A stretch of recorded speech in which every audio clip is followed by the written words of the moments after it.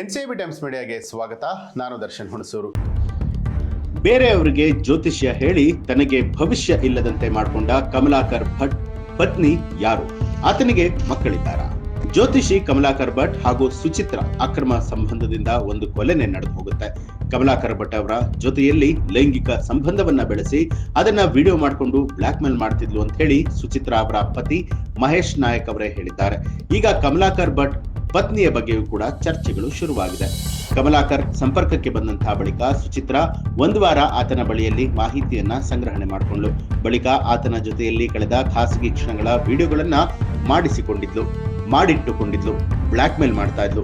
ಮಕ್ಕಳ ಜೊತೆಯಲ್ಲಿ ನಾನು ನಿನ್ನ ಜೊತೆಯಲ್ಲಿ ಬರ್ತೇನೆ, ನನ್ನನ್ನ ಚೆನ್ನಾಗಿ ನೋಡ್ಕೊಳ್ಳದೆ ಇದ್ರೆ ಮರ್ಯಾದೆ ತೆಗಿತೀನಿ ಅಂತ ಹೇಳಿ ಹೆದರ್ಸ್ತಾ ಇಲ್ಲಂತೆ. ಹೀಗಾಗಿ ಕಮಲಾಕರ್ ಮರ್ಯಾದೆಗೆ ಅಂಜಿ ಆಕೆಯನ್ನ ತನ್ನ ಜೊತೆಗೆ ಇಟ್ಕೊಂಡಿದ್ದ ಅನ್ನುವಂತಹ ಸಂಗತಿ ತಿಳಿದು ಬಂದಿದೆ.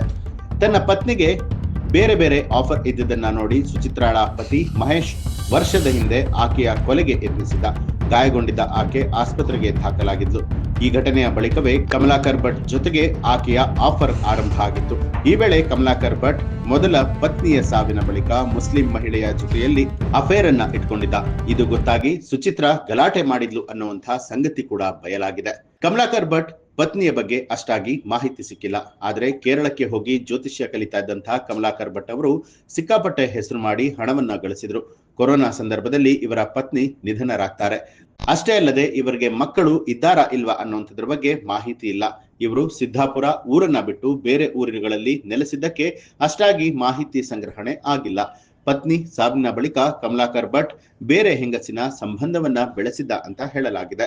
ಈ ಮಧ್ಯೆ ಪ್ರಕರಣಕ್ಕೆ ಸಂಬಂಧಿಸಿದ ಹಾಗೆ ಮತ್ತೊಬ್ಬ ಆರೋಪಿ ಶಿವಮೊಗ್ಗದ ವಿನಯ್ ಎಂಬಾತನನ್ನ ಸಿದ್ದಾಪುರ ಪೊಲೀಸರು ಬಂಧನಕ್ಕೆ ಒಳಪಡಿಸಿದ್ದು, ಇದರೊಂದಿಗೆ ಪ್ರಕರಣದಲ್ಲಿ ಬಂಧಿತರ ಸಂಖ್ಯೆ 8ಕ್ಕೆ ಏರಿಕೆಯಾಗಿದೆ. ಆತನನ್ನ 14 ದಿನಗಳ ನ್ಯಾಯಾಂಗ ಬಂಧನಕ್ಕೆ ಒಪ್ಪಿಸಲಾಗಿದೆ. ಬಂಧಿತ 3 ಆರೋಪಿಗಳನ್ನ ಘಟನೆಯ ದಿನ ಸುಚಿತ್ರಾಳೊಂದಿಗೆ ಸಿದ್ದಾಪುರಕ್ಕೆ ಕಳುಹಿಸಿಕೊಟ್ಟಿದ್ದ ಅನ್ನುವಂತ ಆರೋಪ ಆತನ ಮೇಲಿರುವಂತದ್ದು. ಒಟ್ಟಾರೆಯಾಗಿ ದಿನದಿಂದ ದಿನಕ್ಕೆ ಕಮಲಾಕರ್ ಭಟ್ ವಿಚಾರಗಳು ಬಯಲಿಗೆ ಬರ್ತಾ ಇರುವಂತದ್ದು. ಈ ಒಂದು ಮಾಹಿತಿಗೆ ಸಂಬಂಧಪಟ್ಟ ಹಾಗೆ ನಿಮ್ಮ ಅನಿಸಿಕೆ ಅಭಿಪ್ರಾಯವನ್ನ ಕಮೆಂಟ್ ಮಾಡಿ ತಿಳಿಸಿ. ಹಾಗೆ ನೀವಿನ್ನೂ ಕೂಡ ನಮ್ಮ ಚಾನೆಲ್ ಅನ್ನ ಸಬ್ಸ್ಕ್ರೈಬ್ ಮಾಡಿಲ್ಲ ಅನ್ನುವಂಥದ್ದಾದ್ರೆ ಈಗಲೇ ಸಬ್ಸ್ಕ್ರೈಬ್ ಮಾಡಿ, ಬೆಲ್ ಐಕಾನ್ ಒತ್ತಿ.